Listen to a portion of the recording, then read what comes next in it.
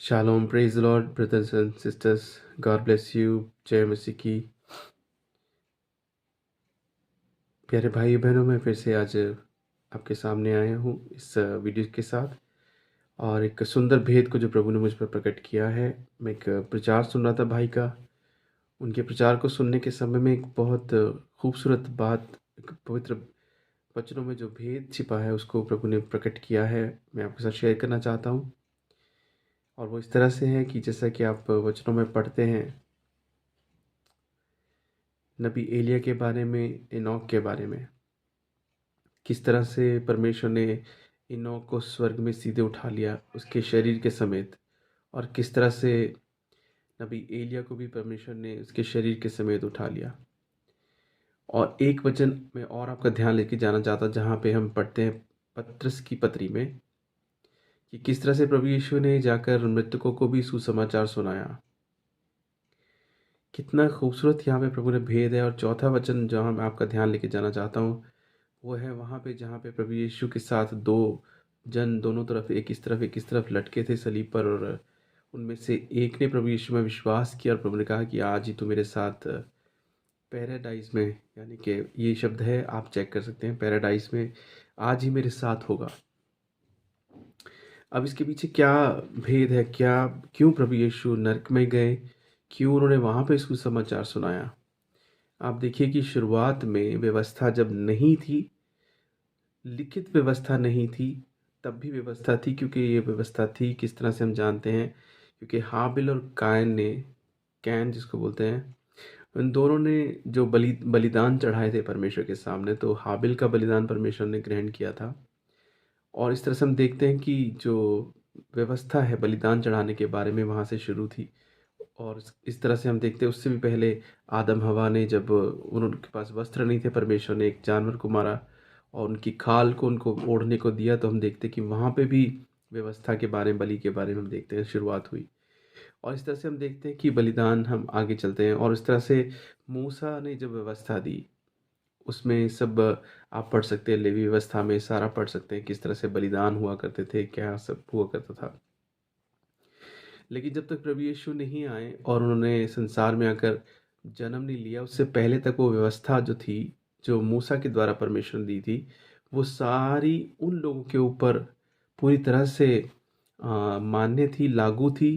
प्रभु यीशु भी उसी में आते हैं और वो सब पे लागू थी। इस कारण से वहाँ पे स्वर्ग और नरक के बारे में जो है, कैसे जाया जाएगा, कैसे नहीं जाया जाएगा, उसके बारे में हमें सीधे तौर पे उन लोगों को ये बात के बारे में नहीं रास्ता दिया गया था। हम जानते कि आज तो हम ये इस बात को क्लेम कर सकते हैं कि प्रभु यीशु के संसार में आने के बाद, सलीब पर पवित्र बलिदान के द्वारा, तीसरे दिन मृतकों में से जी उठने के द्वारा हमें मुक्ति मिल गई है। हम स्वर्ग में जाएंगे, ऐसा हमें परमेश्वर ने विश्वास और उम्मीद दी है, जो हम विश्वास करते हैं कि हाँ ऐसा है। इसीलिए हमें, क्योंकि हमें व्यवस्था को मानकर स्वर्ग में जाने का रास्ता नहीं मिलने वाला था, हमें प्रभु यीशु में विश्वास करके स्वर्ग में जाने का रास्ता मिलने वाला था। इसीलिए उस समय के लोगों को परमेश्वर ने एक जगह रखा। एनोक को और एलिया को तो शरीर के समेत स्वर्ग में ले गए, लेकिन वो लोग जो जो नूह, अब्राहम, दाऊद, दानियल और जितने वो सब प्रभु के पवित्र जन थे, और उसके साथ साथ वो लोग जिनका नाम बाइबल में लिखा नहीं, लेकिन वो प्रभु के मानने वाले लोग थे। हम पढ़ते कई जगह में कि बहुत सारे लोग परमेश्वर को मानते थे, विश्वास करते थे, भटके नहीं थे। और नबी एलिया के समय में भी ऐसे बहुत सारे लोग थे। प्रभु ने कहा कि मैंने अपने लिए बहुत सारे नबियों को, लोगों को मैंने छुपा रखा, अपने लिए रख रखा है। और इस तरह से हम देखते हैं कि परमेश्वर ने बहुत सारी चीज़ों के बारे में इंतज़ाम कर रखा था। लेकिन वो लोग कहाँ जा रहे थे उनकी मृत्यु के बाद? प्रभु यीशु, हमारे लिए तो ये कि हम स्वर्ग में जाएंगे, प्रभु न्याय करने आएंगे और हमारा शरीर का रूपांतरण होगा और हम स्वर्ग में जाएंगे। लेकिन उनके लिए ऐसा कुछ भी नहीं हम पढ़ते हैं। ओल्ड टेस्टमेंट में कहीं भी ऐसा नहीं पढ़ते हैं। तो वो लोगों की जो जो उनकी रूहें हैं, जो उनकी आत्मा है, जिसको पैराडाइज जगह शब्द इस्तेमाल किया प्रभु यीशु ने उस सलीब पर, उस जन के साथ बात करते समय कि आज तुम मेरे साथ पैराडाइज में होगा, ये वही जगह है जहाँ पे ये व्यवस्था से जितने भी लोग वहाँ पे अपनी मुक्ति उद्धार के लिए इंतजार कर रहे थे, वो वहाँ पे उस पैराडाइज में परमेश्वर ने उनको रखा था, जहाँ पे रेस्ट की जगह बोलते हैं। जो हम अब्राहम के और लाजरस के बारे में भी जहाँ पढ़ते हैं कि लाजरस बोलता है कि मुझे इस ओर आने दो, अपनी उंगली में पानी छुआ के मेरी ज़ुबान पे लगा दो ताकि मेरी प्यास बुझ सके, मुझे कुछ राहत मिल सके। तो हम वो वचन भी जब पढ़ते हैं, अभी एग्जैक्ट शब्दों को मैं नहीं कोट कर पा रहा हूँ क्योंकि मेरे सामने बाइबल अभी मैं नहीं रखी है, लेकिन आप जानते हैं उस सब बातों को आप पढ़ चुके हैं, पवित्र वचनों को। तो वो अब्राहम और उनके बीच में जो खाई है वो नरक की खाई थी, और अब्राहम गोद में बैठे हैं, वो स्वर्ग में नहीं बैठे, वो पैराडाइज में बैठे थे, ऐसा हम देख पाते हैं। और इसीलिए प्रभु यीशु जब तीसरे दिन मृतकों में से जी उठने से पहले 3 दिन जब वो सलीब से उतारे गए और कब्र में रखे गए, और वो 3 दिन वो जो है मृतकों को सुसमाचार सुनाने गए, क्योंकि प्रभु यीशु ने जो मृत्यु पर विजय पाई, जब सलीब पर अपने आप को, प्राणों को बलिदान दिया, उस शरीर को जो शापित हो गया था परमेश्वर के सामने पाप करने के कारण से, प्रभु यीशु ने इसीलिए उस शरीर को धारण किया। क्योंकि वचनों पढ़ते हैं जो काट पे लटका वो शापित है। वो शाप जो है परमेश्वर के कानून, परमेश्वर की व्यवस्था, परमेश्वर की आज्ञा तोड़ने का जो था, उसका दंड परमेश्वर ने उस शरीर को दिलाया जो प्रभु यीशु ने धारण किया था इंसानों के शरीरों के बदले में। तो हम ये देखते हैं कि वो जो विजय प्रभु यीशु ने पाई मृत्यु के ऊपर, उस मृत्यु की घोषणा और उसकी जो ओवरकम पर प्रभु यीशु ने किया मृत्यु पर विजय पाकर, उसको सुनाने के लिए वो जो लोग वहां इंतजार कर रहे थे नरक में, उनके लिए प्रभु यीशु वो सुसमाचार सुनाने गए ताकि उनको वहां से प्रभु छुटकारा दिला सके। वचनों हम सारी जगह पढ़ते हैं कि प्रभु यीशु ही छुटकारा है, मुक्ति है, उद्धार है। तो प्रभु यीशु बैक टाइम में तो उस तरह से नहीं जा सकते जिस तरह से प्रभु हमारे लिए आए, क्योंकि प्रभु यीशु ने हमारे लिए बलिदान दिया, उन लोगों के लिए बलिदान नहीं हुआ।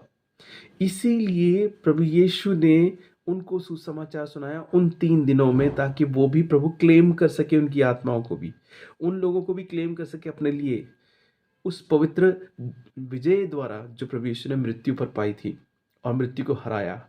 इसीलिए प्रभु यीशु मेरे प्रियो, देखिए कितना सुंदर भेद, कितने खूबसूरत। इसीलिए पैराडाइज जो है, जगह जो है, वो उन लोगों के लिए तक थी जो व्यवस्था के अनुसार जिए और मरे थे।